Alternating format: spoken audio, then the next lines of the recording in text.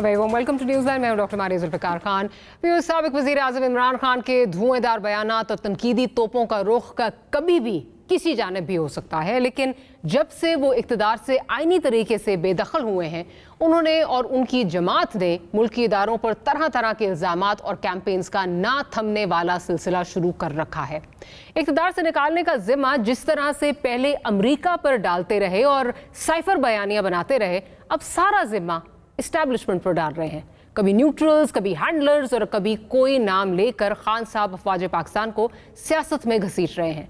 जब इक़्तिदार में थे तो कहते थे कि मेरा कोई मुतमादिल नहीं है, फौज पाकिस्तान के मंशूर के साथ खड़ी है, पाकिस्तान तहरीक इंसाफ के मंशूर के साथ खड़ी है क्योंकि वो जमहूरियत पसंद है।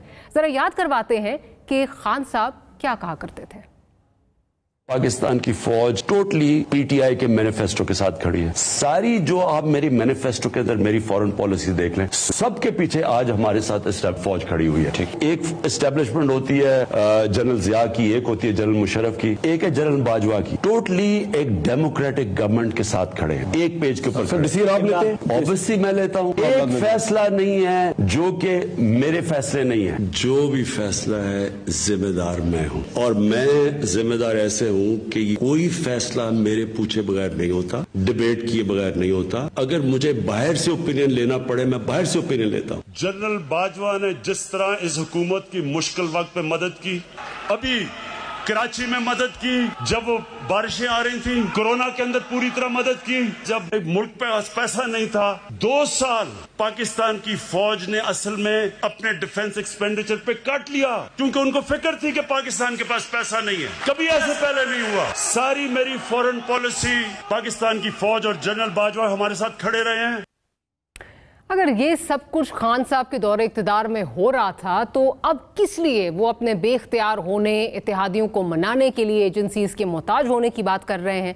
क्या खान साहब ये बताना पसंद करेंगे कि वो और उनके ब्रीफ केस होल्डर्स इम्पोर्टेड मुशीरान ने जिस तरह फैसला साजी की, उसने हुकूमत के खिलाफ अपोजिशन को इकट्ठे होने का क्या मौका नहीं दिया? आप अपने इत्तेहादियों और एमएनएस को इज्जत ना दे सकें तो उसका जिम्मा भी इस्टेब्लिशमेंट पर डाल दें। आप बुज़दार की सूरत में तजर्बे और ख़राब तरीन कारकर्दगी का जिम्मा भी इस्टेब्लिशमेंट पर डाल दें। क्या आपके आज के वज़ीर आला पंजाब ने आपको नैपीज़ बदलने का ताना नहीं दिया था? क्या यह हकीकत नहीं कि ऑपोजिशन को आप एनआरओ नहीं दूंगा कह कर इतनी दूर ले गए कि कौमी सलामती जैसे अमूर पर भी आर्मी चीफ को उनसे बात करनी पड़ी क्योंकि आप उनके साथ बैठने के लिए तैयार नहीं थे? क्या यह भी इस्टेब्लिशमेंट का कसूर था? आज आप एनआरओ 2 का ताना दे रहे हैं, लेकिन ये हकीकत नहीं कि आपके मुशीर एहतसाब जो आप समेत सबको चकमा देकर आज रफू चक्कर हैं, उन्होंने प्रेस कॉन्फ्रेंसेस और इंतकामी कार्रवाइयों से एहतसाब का जो चूरन था वो तो बेचा, लेकिन अदालत में कोई पेशरफ्त नहीं हो सकी। क्या इसका जिम्मा एनआरओ 2 का कसूर भी आप अब इस्टेब्लिशमेंट पर डालेंगे? मौजूदा हुक्मरान इत्तेहाद दूध का धुला हरगिज़ नहीं है। उसने इक़्तिदार में वापस आकर अपनी जान छुड़ाने का जो मौका जो उनको मिला है वो उसका भरपूर फ़ायदा उठा रहे हैं, क्योंकि कल जिस तरह आप एफआई और नैब को छड़ी की तरह मुखालफिन पर चला रहे थे, तो आज इस हुकूमत ने भी एहतसाब के लिए सारे हिसाब अपने लिए साफ करवा लिए हैं। अदालत को सबूत नहीं मिलेगा तो फिर जिसको रिहाई मिलेगी उसे इंसाफ का कत्ल और एनआरओ 2 आप कह सकते हैं, हम नहीं। हम बस इस 2 तरफा इक़्तिदार की मारा मारी में मुल्की निज़ाम को ढेर होता देखकर यही कह सकते हैं कि आप सब के लिए अवाम और मुल्क एक खेल के सिवा कुछ नहीं। डिलीवर आप ना करें तो कसूरवार इस्टेब्लिशमेंट है। इस पर बात करेंगे कि हो क्या रहा है मुल्क में। Senior journalist, senior analyst Aamir Zia साहब हमारे साथ मौजूद हैं। पाकिस्तान तहरीक इंसाफ से सदाकत अली अब्बासी साहब हमें ज्वाइन कर रहे हैं, और हमारे साथ पाकिस्तान मुस्लिम लीग नवाज से अली गौहर बलोच साहब भी मौजूद हैं। तो अब्बासी साहब, मैं दोबारा जो है वो आपको नहीं सुनवाऊंगी कि खान साहब जो है वो इक़्तिदार में जब थे तो क्या कहा करते थे, किस तरह जो है कसीदे पढ़ा करते थे बाजवा साहब के, इस्टेब्लिशमेंट के, कैसे वो सारे डिसीजंस देते हैं, he is the decision maker, और आज वो ये बात कर रहे हैं कि जी मेरे पास रिस्पॉन्सिबिलिटी थी लेकिन इख्तियार किसी और के पास था। अगर मुझे जो है वो आधा भी इख्तियार दे दिया गया होता तो शेरशाह सूरी की तरह जो है पता नहीं मैं कहाँ से कहाँ ले जाता। तो वो इमरान खान जो जिसको मैंने सुनवाया आपको वो सच बोल रहा था, या आज का इमरान खान जो है वो सच बोल रहा है, या फिर अब ये कहें कि अब सच पे भी जो है वो यू टर्न्स होने लग गए हैं?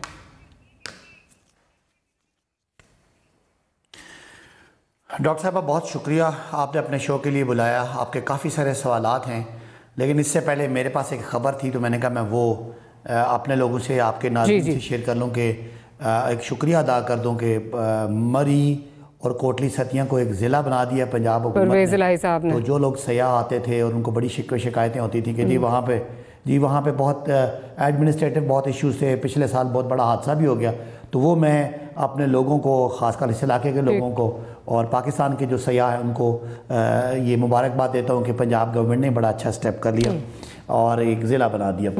अब आपका जो सवाल है, बहुत सारे सवाल हैं। आपने अपने बयानिए में बड़े जज्बात में कह दिया कि साइफर का मसला पीछे चला गया। कैसे पीछे चला गया? आज वही मैंने ये नहीं कहा पीछे चला गया, मैंने कहा पहले साइफर का मसला बनाया, अब इस्टेब्लिशमेंट पर डाल दिया। नहीं सुने मैं ये सारी बातें आपस में लिंक्ड हैं और आपको मैं समझाता हूँ। आपका क्या ख्याल है कि पीटीआई की मकबूलियत थी, एक एवरेज मकबूलियत थी अप्रैल 2022 में, लेकिन एकदम से क्या हुआ? आपका क्या ख्याल है कि हमने कोई जादू कर दिया?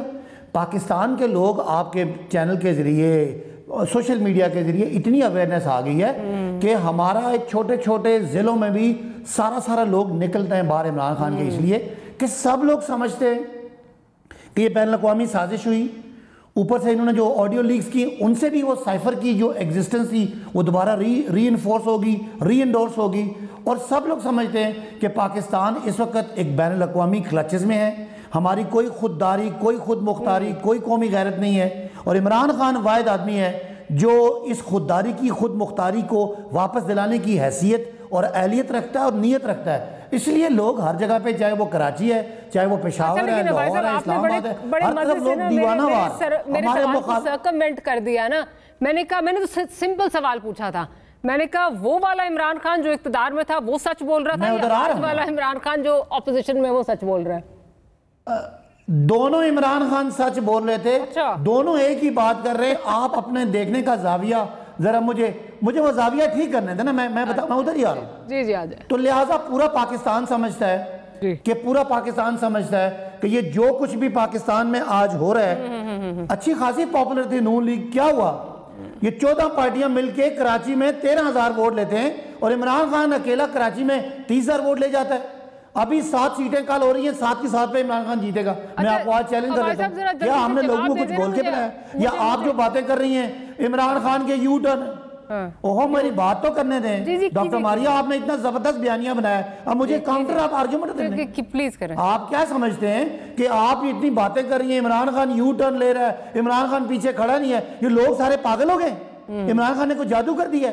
हकीकत बोलना सुनना सीखें। हकीकत यह है कि ये जो कुछ आज हो रहा है, पाकिस्तान को बर्बाद किया। पाकिस्तान की 6% की ग्रोथ आज 2% पर चली गई। पाकिस्तान की एक्सपोर्ट बढ़ते बढ़ते रुक गई। डॉलर 178 से जाके 220। इक्तदार वाला इमरान खान सुना रहा था, ये हकीकत वो है जो ये है वाला इमरान खान सुना रहा है? मैं तो कंफ्यूज्ड हूँ।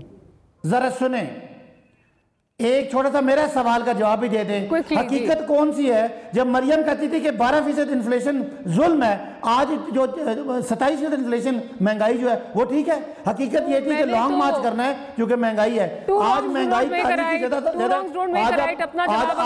और सारे बैठ के चैन की ये मैं जरा चले सुने ना, मैं सुन लिया ना, अली गौर के पास आज आप चैन की बांसी ना बजाएं। कोई चैन की बांसी नहीं बजा रहा। आपने शायद आप सुनते वो हैं जो आपको लगता है कि इमरान खान साहब को टारगेट कर रहा है। एंड आपने नहीं सुना शायद मैंने क्या बात की है कि किस तरह जो है वो मुल्क के इस वक्त मसले चल रहे हैं, अपने इक़्तिदार के पीछे सारे भाग रहे हैं। जी सर सुने ना, सुने ये इस तरह ना करें ना। आप एक राय रखती हैं, उसका एहतराम है मुझे। मेरी राय आपको सुननी पड़ेगी ना। तो बिल्कुल मेरी राय का आप एहतराम करें। मैं सुन रही हूँ ना, अगर गलत है तो लोग नहीं सुनेंगे। जी सुन रही हूँ। सुने ये जो अब आपने आखिरी सवाल किया कि इमरान खान ने यू टर्न लिया, जब इमरान खान हुकूमत में थे, जब बैनुल-अक़वामी साजिश हुई तो सब ने क्या कहा कि मुदाखलत हुई। तो क्या मुदाखलत आपको कबूल है? मुझे तो नहीं कबूल। मुदाखलत पाकिस्तान की खुद मुख्तारी चैलेंज हुई है और जिन इदारों ने उसको रोकना था उन्होंने नहीं रोका। चले ये इमरान खान का मौका नहीं बदला, इदारे बदले। इदारों का स्टैंड बदला है। एक और बात सुने, शहबाज शरीफ जिसने, सुन लेना, मुझे बात का टाइम कम दीजिएगा, आपकी बात सुन लीजिए, बाद में आपने एक जुमला और सुन लें, खैर है, आपकी एडिटोरियल पॉलिसी के खिलाफ नहीं जाऊंगा, सुन लें।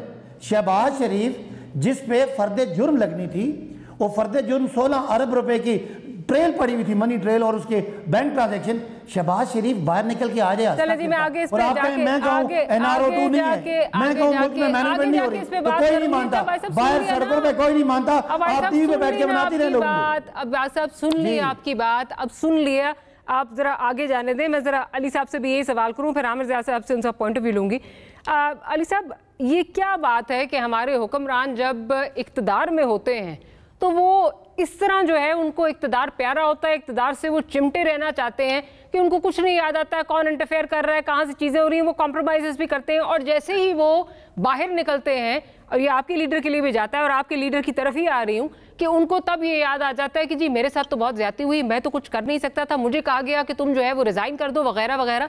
उस वक्त उनको चीज़ें याद नहीं आती। ये तमाम हुक्मरान, ये क्या इक़्तिदार से इतनी मोहब्बत होती है, इक़्तिदार से चिमटे रहना चाहते हैं कि पावरलेस भी हों लेकिन हम चिमटे रहें? बिस्मिल्लाहिर्रहमानिर्रहीम। डॉक्टर साहब, मैं आपके प्रोग्राम के वसातत से मैं भी पंजाब की एक खुशखबरी आप तक पहुंचाना चाहता हूँ और आपके नादरीन तक। जी जी। कि मुल्तान के हॉस्पिटल की छत पर मुर्दों की लाशें चीलें नोचती रही हैं, परिंदे नोचते रहे हैं जहाँ पर PTI की गवर्नमेंट है, और ये एक हकीकत है, ये इनकी गवर्नेंस है और ये इनका तरीका है। पंजाब के अरबों रुपए जो है वो गुजरात के ऊपर अंडेले जा रहे हैं और बाकी पूरे पंजाब का बुरकस निकाल दिया गया, ये भी एक हकीकत है, ये भी मैं आपको प्रोग्राम की वसातत से बता रहा हूँ। दूसरी गुजारिश ये है कि अभी बात हो रही थी कि भाई खुददारी की और आज़ादी की, और वो बड़े जनाब खुददार हैं। ये तो खुददार उस वक्त भी थे जब इन्होंने अमेरिका में ट्रंप के साथ बैठकर कश्मीर का सौदा कर दिया था, और ये भी 75 साल तारीख में इन्हीं को क्रेडिट जाता है कि इनके दौर में जो कश्मीर की मकबूजा कश्मीर की हैसियत थी वो ख़त्म करके उसको इंडिया का हिस्सा डिक्लेयर कर दिया गया। फिर ये वही खुददार हैं जब मलेशिया की कॉन्फ्रेंस का आपको याद होगा, जहां पर फिर खान साहब ने अपनी उन लोगों की फ़ोन कॉल सुननी भी बंद कर दी थी और वहां पर जाने का से इनकार किया था। ये भी इनकी खुददारी। अली साहब, वो तो सारी चीज़ें हमने देखी, हमने सारी चीज़ें जो है वो हमने बातें देखी, बात होगी। अब जरा अपना भी जवाब दे देना। मैं ये जानना चाहती हूँ कि एकदम से इक़्तिदार में जब होते हैं तो ज़मीर क्यों नहीं जागता है, इक़्तिदार से बाहर निकल के ज़मीर क्यों जाग जाते हैं? वो देखे ना वो मैं उसी तरफ ही आ रहा हूँ। दूसरी बात ये है कि वो जाहिर है कि अगर किसी ने सिस्टम बंद किया, अगर किसी ने जो है वो नैब के जरिए पार्टियां तोड़ी, लोगों को दूसरी पार्टी से लगा के निकाल के PTI के टिकट जबरदस्ती दिलवाए और वोट चोरी किए, और वो वोट चोरी करते हुए रंगे हाथों जो है वो डस्का में पकड़े गए, तो उस चीज का जिक्र तो हमने किया और बांगे दोहल किया। अगर किसी ने निजाम को सोकताज करने की कोशिश की तो उन लोगों का नाम हमने लिया और बांगे दोहल लिया। हाँ, और जब भी कोई आइन शिकनी की गई, जब भी कोई कानून शिकनी की गई, और दूसरा अभी पॉपुलैरिटी का जिक्र हो रहा था, अवाम का जिक्र हो रहा था, कराची का ही जिक्र कर लेते हैं। वाडा साहब एक सीट पर नाअहल हुए हैं, वहां पर ज़िमनी इलेक्शन हुआ था और वहां पर PTI ने अपना कैंडिडेट खड़ा किया था, वो 6ठे नंबर पर आया था कैंडिडेट, 6ठे नंबर पर। फिर इनके दौर में हमारे जो पॉलिटिशियंस हैं अपने जवाब से अपना जवाब भी देना। क्यों नवाज शरीफ साहब को इक़्तिदार से निकलने के बाद याद आया कि कैसे उनसे रिजाइन जो है वो करवाने की कोशिश की गई, कैसे उनको जो निज़ाम वो नहीं चला रहे थे, कैसे उन्होंने जो है वो सिस्टम को ललकारना शुरू किया, जबकि जब इक़्तिदार में थे तो कॉम्प्रोमाइज़ हो रहे थे, ठीक ठाक कॉम्प्रोमाइज़। कभी एक मतलब परवेज़ रशीद साहब की बलि चढ़ाई गई, मुशाहिदुल्लाह खान साहब मरहूम की जो है वो बलि चढ़ाई गई, उस वक्त तो किसी को कुछ चीज़ें नहीं याद आ रही थी। मेरा सवाल ये था। अब अगर आप इसका जवाब नहीं देना चाहते, मैं जरा आमिर ज़िया साहब की तरफ देखे ना, हमने तो हमेशा मुशर्रफ का कू हुआ हमारे खिलाफ हुआ, पहले भी असम्बलियां तोड़ी गई, हमारी तोड़ी गई। अगर तो पीपल्स पार्टी की भी तोड़ी गई। मेरी गुजारिश सुन लेना, गैर कानूनी और गैर आईनी हुकूमत थी, फिर भी इसको अदम एतमाद के जरिए उतारा है, एक आईनी तरीके के साथ उतारा है। FIA के केस का हवाला दे रहे थे, मेरा भी आखिरी जुमला सुन ले। FIA के केस का हवाला दे रहे थे, इनसे पूछे कि फराह गोगी को मुल्क से फरार किसने करवाया, किसके अकाउंट्स में ₹8 रुपए है, और पंजाब हुकूमत से उसके केस किसने खारिज करवाए, इस चीज का भी जवाब। जी जरा मैं जरा आमिर साहब की तरफ चलती हूँ। आमिर साहब, इस वक्त तो मुझे वो लग रहा है कि मीठा मीठा हफ हफ, कड़वा कड़वा थू थू, दोनों पार्टीज का वही लग रहा है कि जब इक्तदार में है तो इक्तदार इतना प्यारा है कि हम पावरलेस भी हैं फिर भी हम यही हैं, और जब इक्तदार से निकल जाएं तो हम सबसे बड़े जो है वो जमहूरियत पसंद बन जाते हैं। क्या कहेंगे इस पे? हकीकत देखें, जो असल बात समझने की है कि वो भी इमरान खान ही थे, जो आप अभी सुना रही थी कोटेशंस जो थी उनकी, कि जब वो कहते थे कि जी फौज और जो है हुकूमत एक पेज पर है, और वो एक पेज जो था उसके हमें सिग्नल जो था वो फौज की तरफ से भी मिला करता था। फिर हमने देखा कि जब आखिरी दिन थे हुकूमत के, उस वक्त जो था वो सफा किसी वजह से फट गया, और सफे के अंदर वो जो एक थी कहते हैं अदम इत्मीनान जो था वो उठ कर आ गया। बाज़ लोग कहते हैं कि जो ISI चीफ की तैनाती की वजह से ऐसा हुआ है, जो भी वजह रही हो, उसमें एक अदम इत्मीनान आ गया। तो जाहिर है कि इमरान खान का वो जो दौर था कि जब वो कहते थे जी मुझे इत्मीनान है, और बाजवा साहब उनकी हर चीज में मदद किया करते थे बकौल उनके, तो वो भी एक सही स्टेटमेंट था। अब जबकि फौज जो है उसने कहा कि जी अब हम गैर जानिबदार हो रहे हैं, और अब हमारा सियासत में उस तरह से मलदखल नहीं होगा जिस तरह से पहले हुआ करता था मुबैना तौर पे, तो उसके ऊपर जाहिर है कि कुछ लोगों को फायदा हुआ, कुछ को नुकसान हुआ। जिनको फायदा हुआ वो अब फौज के गुण गा रहे हैं, वही लोग जो थे पहले फौज पे तनकीद किया करते थे, और आज इमरान खान साहब जो है वो शाकी नजर आते हैं एस्टेब्लिशमेंट से। मजेदार बात यह कि दोनों जो हमारी सियासी कुव्वतें हैं, हुकूमत की भी और इस इख्तिलाफ की भी, सबकी ये ख्वाहिश है कि जी फौज उनकी पुष्टबानी के लिए आ जाए। इसमें कोई आपको डिस्प्यूट नजर नहीं आएगा। सबको पता है कि जी फौज जो है सबसे मुनज़्ज़म, सबसे ताकतवर इदारा है मुल्क का, और उसकी जो सपोर्ट है वो बड़ी जरूरी है मुल्क को चलाने के लिए, अपना जो इक़्तिदार है उसको मुस्तहकम करने के लिए। ये और बात है कि अब क्योंकि इस कशमकश में, क्योंकि अब दौर जो है ब्लॉग का दौर है, सोशल मीडिया का दौर है, उसमें आप देख रहे हैं कि जी पब्लिक रिएक्शन और पब्लिक जो एक सेंटिमेंट है वो भी इस डिस्कोर्स में शामिल हो गया है। तो जिसमें जो बातें पहले कभी नहीं हुआ करती थी, या वो कहते हैं ब्रश्ड अंडर द कार्पेट हो जाया करती थी, अब वो सामने आने लगी हैं। होना असूली तौर पे चाहिए कि फौज जैसे साथ इदारे को जो एक होता है ना कि इस तरह की चपकलिश से दूर रहना चाहिए। सियासतदानों को चाहिए कि घसीटें फौज को, इस तरह से बना लें कि हर चीज के अंदर जी फौज का नाम आ रहा है, उसकी क़यादत का नाम आ रहा है। उसमें यकीनन उसमें वक्त लगेगा, एहतियात करनी चाहिए, बतौर में पाकिस्तानी ये मेरी ख्वाहिश है। लेकिन साथ साथ ये भी है कि इस्टेब्लिशमेंट को भी इस बात को यकीनी बनाना है कि वो लगे कि जनाब वो फेयरली डील कर रही है।